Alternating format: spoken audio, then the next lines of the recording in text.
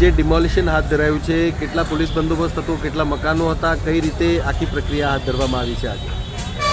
ડિમોલિશનની પ્રક્રિયામાં કોર્પોરેશન દ્વારા સર્વે કરી અને જે ગેરકાયદેસર બાંધકામ કરેલા હતા એવા ટોટલ 450 જેટલા કાચા પાકા મકાનો જે અહીંયા હતા એના માટે ડિમોલિશન માટે પોલીસ બંદોબસ્ત માગવામાં આવ્યો હતો અને પોલીસ દ્વારા 2 એસીપી, 9 પીઆઈ, 27 પીએસઆઈ, 400 પોલીસ માણસો અને 10 એસઆરપી સેક્શનના માણસો પોલીસ બંદોબસ્તમાં હાલ ચાલુ છે અને ડિમોલિશનની પ્રક્રિયા શાંતિપૂર્ણ ચાલુ છે. ડિમોલેશન કરવામાં આવ્યું છે, કેટલા વર્ષથી અહીંયા દબાણ હતું અને કેટલા મકાનો તોડવામાં આવે છે આજે? શું બંદોબસ્ત?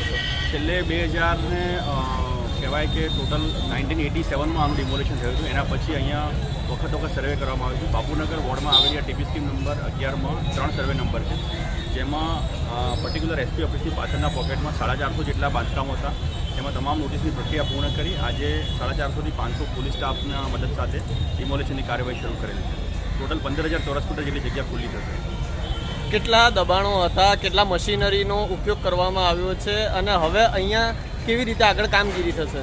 ટોટલ 15,000 ચોરસ ફૂટ જેટલી જગ્યા ખુલ્લી થશે, જેના માટે ટોટલ 9 હિટાચી, 5 જેસીબી, 150 જેટલા મજૂરો અને અન્ય 2 ઝોનની એસ્ટેટની ટીમ પણ મદદ માટે ઉપયોગમાં લેવામાં આવે છે.